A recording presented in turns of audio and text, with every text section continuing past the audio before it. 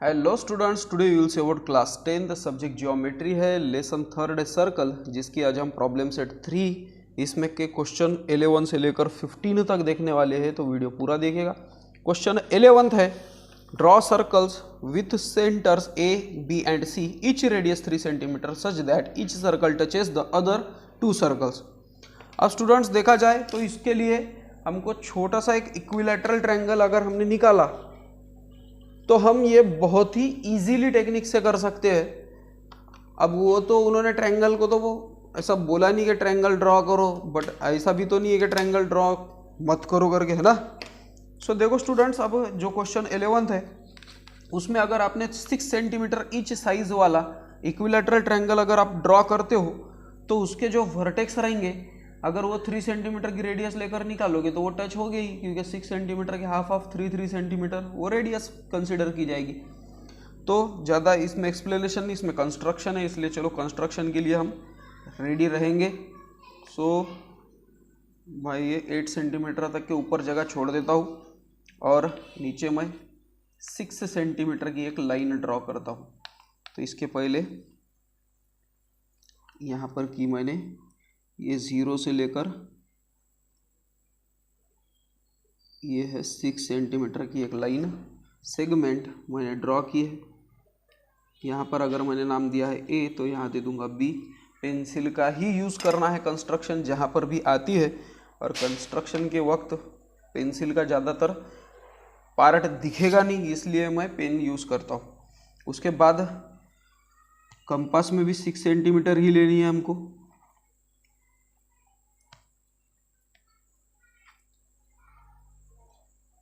तो ये ले रहा हूँ मैं 6 सेंटीमीटर। ये देखो 6 सेंटीमीटर, ये होगी 5.9, ये होगी 6 सेंटीमीटर। ओके, बी पर रखूँगा आर्क, ए पर रखूँगा आर्क, यानी कि इक्विलैटरल ट्रायंगल मुझे मिल रहा है। वीडियो थोड़ा सा ब्लर होगा क्योंकि अगर टेक्स्ट दिखता है इसको कैमरा को तभी वो ऑटो फोकस बंद कर देता है, नहीं तो ऑटो फोकस से बहुत परेशान हूँ मैं। तो ये मिला हमें पॉइंट सी,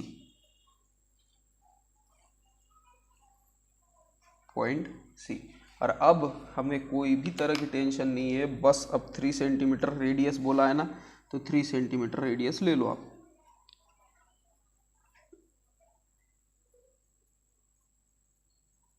तो ये लिया है मैंने 3 सेंटीमीटर, देखो। ओके, और बस अभी सर्कल्स बी को सेंटर समझकर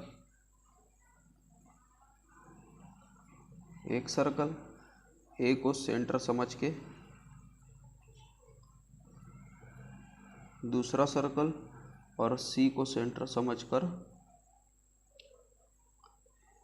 तीसरा सर्कल ये ड्रॉ करना है, और इस तरह से हमारा आंसर राइट होगा। अब ये जो मेरे थोड़े से जो प्रॉब्लम रह गए, तो ये पेन ये मूव हो रही है, तो आप वीडियो में तो दिखेगा नहीं, बट ये देखो आपको शायद दिख रहा होगा वो। तो ये पेंसिल ही बोलूँगा अब मैं इसको, पेन है, ये मूव हो रही है, तो आपको अच्छी तरह से प्रॉपरली फिट करना पड़ेगा। शायद मुझे कंपास अब नया लेना पड़ेगा, है ना। उसके बाद है question 12, prove that any 3 points on a circle can not be collinear. अब स्टूडेंट जहाँ पर प्रूव दैट लिख कर आया ना, वहाँ पर गिवन और टू प्रूफ लिखना ही पड़ेगा, क्योंकि वो एक हिसाब से आपको प्रूफ मांग रहे हैं। तो उसके लिए हम क्या करेंगे, given in circle with centre O, एक सर्कल लिया with centre O, points A B C lies on it, उस पर पॉइंट ए बी और सी ये लाए कर रहे हैं। उसके बाद में है to prove A B C are not collinear, ये कोलिनियर पॉइंट्स नहीं है, ये हमको प्रूफ करना है। तो कंस्ट्रक्शन करेंगे हम, कंस्ट्रक्शन करेंगे join A B B C and A C, A B B C और ए सी को ज्वाइंट करते हैं, ठीक है। सो ए बी ए सी और ये है बी सी, ठीक है, इनको ज्वाइंट कर लिया है हमने। अब स्टूडेंट्स प्रूफ की बारी आई। अब इसके लिए प्रूफ की बात जब आएगी तो इसमें स्टूडेंट प्रूफ करने के लिए ऐसा कोई कैलकुलेशन वगैरह नहीं है। देखो स्टूडेंट्स, अगर 3 पॉइंट्स ये कोलिनियर होंगे तो क्या होगा, उनके अगर आपने परपेंडिकुलर बाइसेक्टर निकाले तो वो एक में को पैरेलल होंगे। So suppose points A B C are collinear, समझो वो कोलिनियर है, तो ये है पॉइंट ए, ये है पॉइंट बी और ये है पॉइंट सी, ये है कोलिनियर, यानी कि उसके बीच में से एक लाइन जा रही है। अब इनके अगर मैंने परपेंडिकुलर बाइसेक्टर निकाली तो वो पैरेलल होंगे। ये हाफ से ज़्यादा डिस्टेंस, एक आर्क इधर एक आर्क इधर, उतना ही डिस्टेंस ए पर रखूँगा मैं, एक आर्क इधर एक आर्क इधर। वैसे ही बी पर करूँगा मैं, एक आर्क, सी पर रखूँगा मैं, एक आर्क दूसरा आर्क, और ये लाइन में जॉइंट करूँगा।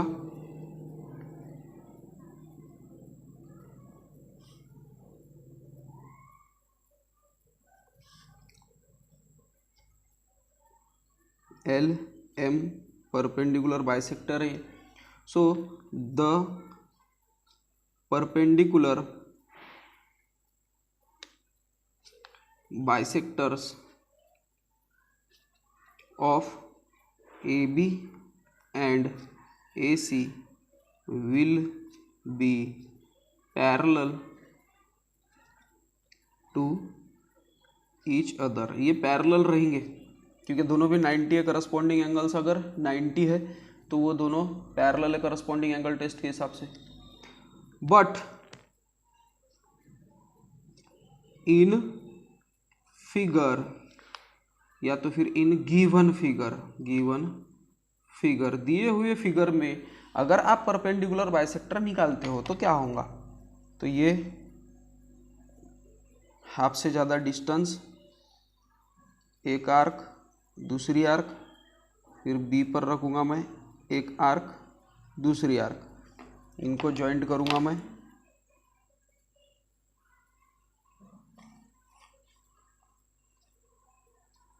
उसके बाद ए बी की बात आई, तो ये एक आर्क, अभी दूसरी आर्क तो बाहर जा रही है, फिर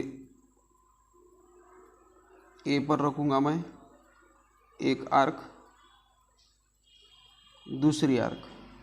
ये ड्रॉ करने के बाद ये तो इंटरसेक्ट हो रहे हैं, वो भी सेंटर के आसपास में ही।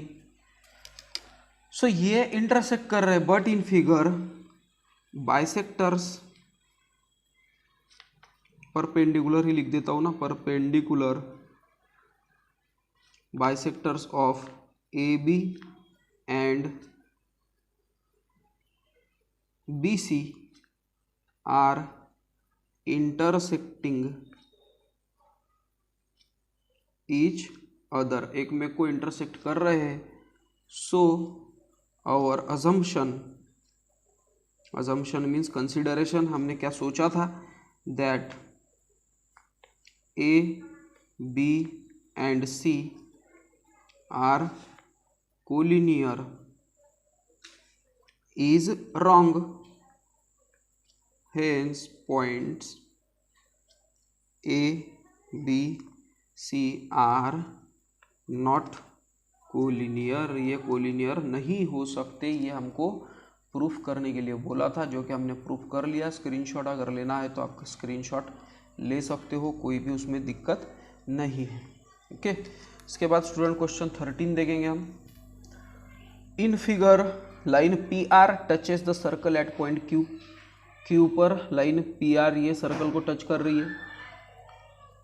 फिगर के हिसाब से what is the sum of T A Q and T S Q.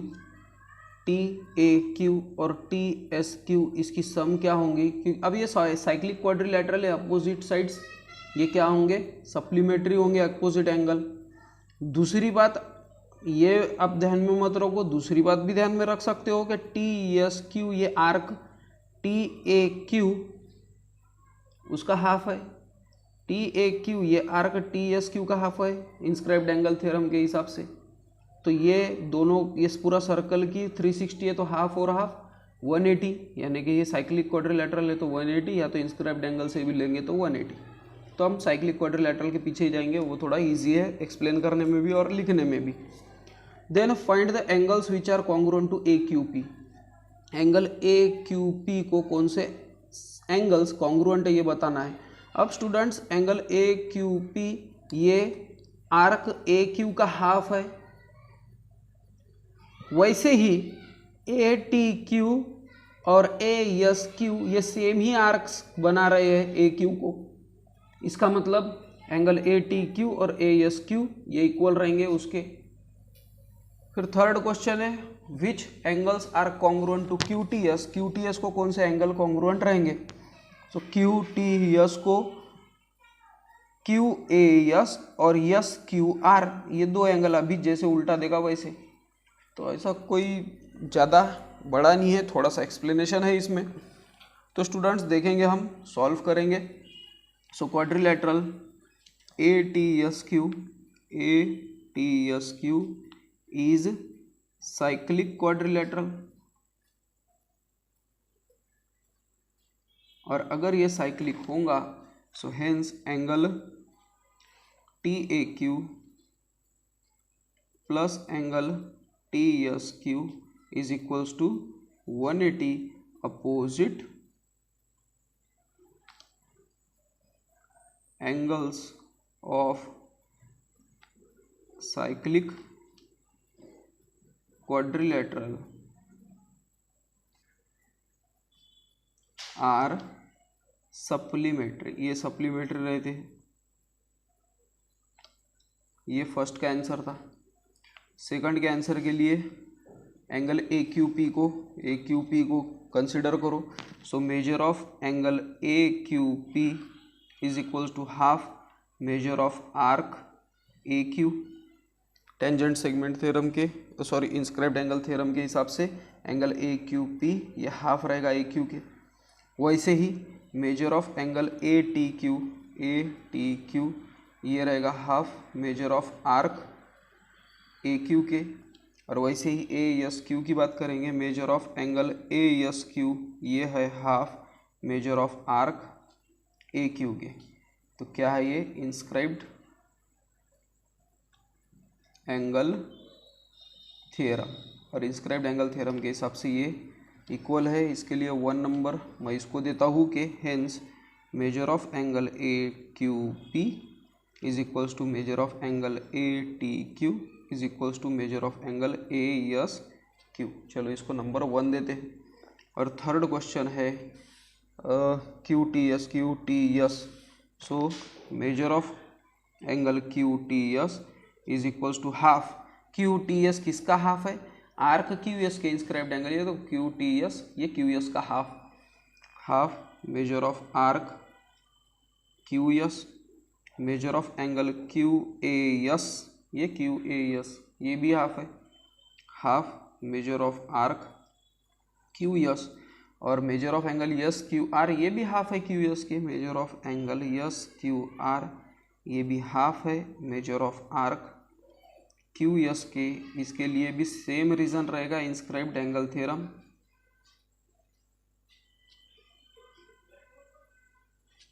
Hence measure of angle Q T S is equals to measure of angle Q A S is equals to measure of angle S Q R. इसको दे देते हम 2 number, जो कि हमें को काम में आएगा, क्योंकि यहाँ पर ही क्वेश्चन ख़त्म नहीं हुए। 4th और 5th क्वेश्चन है। अगर टी ए एस है 65, अगर है टी ए एस ये है 65, so then T Q S और arc T S, T Q S और आर्क टी एस इसकी मेजरमेंट हमको फाइंड आउट करनी है। चलो इसको दे देते हैं हम 4 नंबर। अब देखो स्टूडेंट्स क्या देकर है, TAS देकर है 65, TAS ये देकर है 65, तो फिर आर्क TS कितना रहेगा, 65 का double. Now measure of arc TS, measure of arc TS is equals to twice measure of angle TAS, inscribed angle theorem. बार बार लिखने का काम पड़ रहा है हमको, हाँ, क्योंकि देखो ऊपर ये लिखकर मिलेगा ही आपको, inscribed angle theorem. Hence measure of arc TS is equals to 2 into 65 is equals to 130 degree, यानी कि 130 डिग्री आ गया। ओके, उसके बाद 5th क्वेश्चन,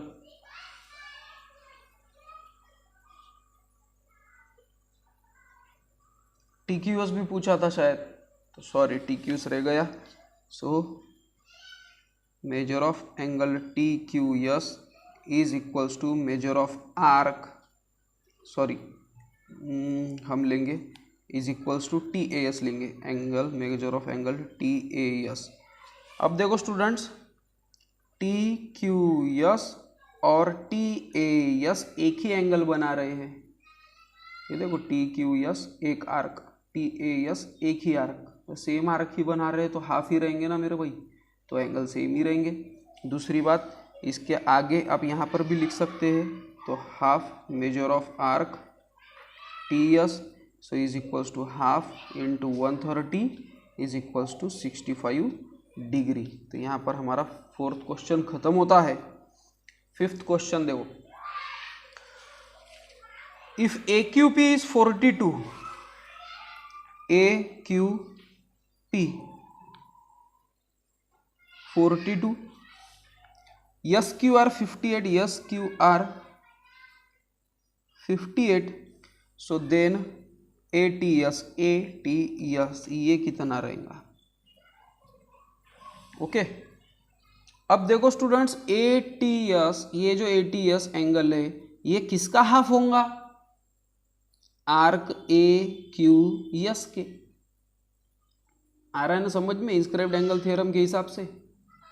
तो सबसे पहले तो वही लिखता हूं मैं कि angle ATS, measure of angle ATS is equals to half measure of arc AQS, ये आर्क AQS के हाफ रहेगा। अब मुझे बोलो AQS, ये आर्क AQ और QS दो आर्क से बना है ना, सो इसका मतलब ही है कि हाफ, ये यहाँ पर इंस्क्राइब्ड एंगल थ्योरम लिख ही देता हूँ मैं, inscribed angle theorem. So half measure of arc AQ plus measure of arc QS, क्योंकि ये दोनों आर्क से ही वो बना है, इसको एक्सप्लेनेशन की जरूरत नहीं है। उसके बाद is equals to half measure of arc जो AQ है ये किसके डबल है, ये AQ जो आर्क है किसके डबल है, ये 42 के रहेगा कि नहीं, समझ में आ रहा ना, क्योंकि एंगल AQP के डबल। सो यहाँ पर लिखता हूँ मैं twice measure of angle APQ plus twice measure of angle, ये जो है QS ये किसके डबल रहेगा, SQR के, एंगल SQR। इसके लिए हम देंगे inscribed angle theorem, inscribed angle theorem. और अब इसकी वैल्यू देकर हमको 1/2, ये 2 कॉमन निकले बाहर, multiply by 2 in bracket APQ कितना देकर था, अभी देखा हमने, देकर है हमको 42 और 58। सो 42 प्लस 58, सो 2 कैंसल, 42 प्लस 58 100, सो 100 डिग्री का वो आर्क हमको एंगल ATS ये 100 डिग्री का हमको मिलता है, जहाँ पर हमारा क्वेश्चन 13 खत्म होता है। तो इसका स्क्रीनशॉट आपको लेना होगा तो ले सकते हो, मैं पहले से बताता हूँ, थोड़ा सा बड़ा क्वेश्चन एक्सप्लेनेशन में बड़ा है, ऐसा अगर आपने लॉजिक लगाया तो कुछ भी नहीं है ये क्वेश्चन में, ये लेसन बहुत ही ईजी है। 3rd से दिखाता हूँ मैं, आप स्क्रीनशॉट आपने ले लिया होगा शायद, ये थर्ड से लेकर फोर्थ तक, और उसके बाद ये फिफ्थ वाला। ओके, तो ये स्क्रीनशॉट आप ले लिए होंगे। इसके बाद है क्वेश्चन 14। क्वेश्चन 14 में देखो students, in figure O is the centre, circle का सेंटर ओ देकर है। कॉर्ड पी क्यू और R S, chord P Q और आर एस एक में को कॉन्ग्रुएंट है। पी ओ आर ये 70 है, आर्क आर एस 80 है। सो फाइंड करो measure of arc P R Q S और Q S R. P R Q S और Q S R, Q S are.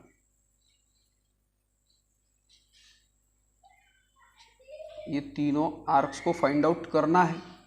अब स्टूडेंट्स अगर देखा जाए ना, तो देखो स्टूडेंट, पी ओ आर ये है सेंट्रल एंगल, ये 70 है, तो ये आर्क 70 हो गया सेंट्रल एंगल थ्योरम के हिसाब से। अब ये 70 है, ये अब आर्क 80 है आर एस, तो ये आर्क किससे बना, ये कॉर्ड से, और वही कॉर्ड सेम है पी क्यू का कॉन्ग्रुएंट बताकर है, इसलिए ये भी कितना हो जाएगा 80, और ये बचा हुआ कितना होगा 80 + 70 + 80, 360 में से माइनस करो, क्यू एस मिल जाएगा। बाद में तो फिर कुछ भी पूछो, कोई प्रॉब्लम नहीं है ना। So measure of angle P O R is equals to measure of arc P R, Q central angle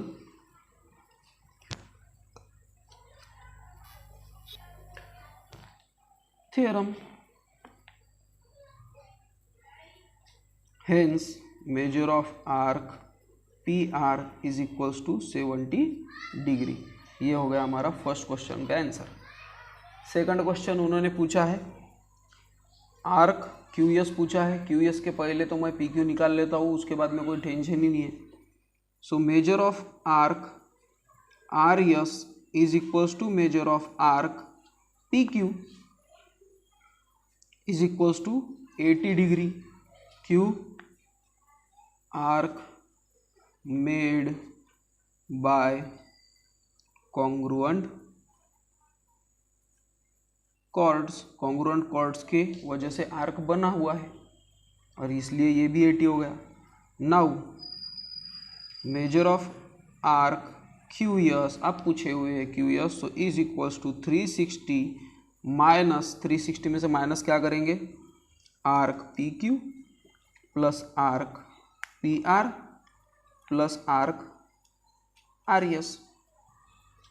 so 360 minus 80 plus 70 plus 80, 360 minus 230 is equals to 031 130। So measure of arc QS is equals to 130 degree. ये हो गया हमारा second का answer. उसके बाद है third, उन्होंने पूछा है QSR। So now measure of arc QSR is equals to measure of arc QS plus measure of arc RS, Q या SR बोलो। सो आर्क QS कितना है 130, RS या SR कितना है 80। सो 210 डिग्री का मेजर ऑफ आर्क QSR ये आता है ना।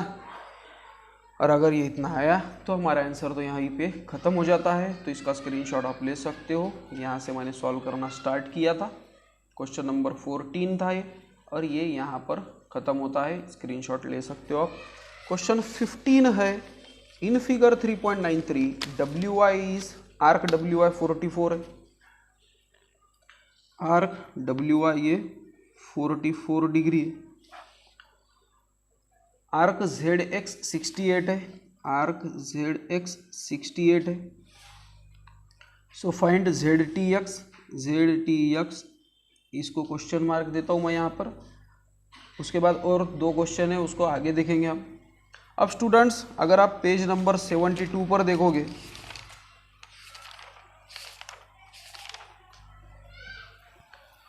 तो पेज नंबर 72 पर आपको एक थ्योरम मिलेगा कि इसका नाम अपने को देकर नहीं है।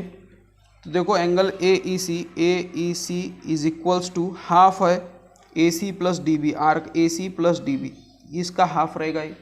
एंगल डी ई बी की भी बात करें तो ए सी प्लस डी बी दोनों की प्लस और हाफ होगा, ठीक है।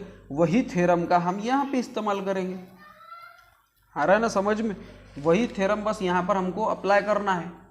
सो फिर हमारे वारे ने अरे, so measure of angle Z T X, sorry क्यों लिख दिया मैंने, measure of angle Z T, फिर से क्यों लिख रहा हूँ मैं measure of angle Z T X is equals to half measure of arc Z X plus measure of arc W Y. Okay, so half 68 plus 44, 68 plus 44 112। So measure of angle Z T X is equals to 112 का half 56 degree होता है। सो ये 56, ये पहले का question का answer था। अब सेकंड क्वेश्चन में देखो स्टूडेंट्स,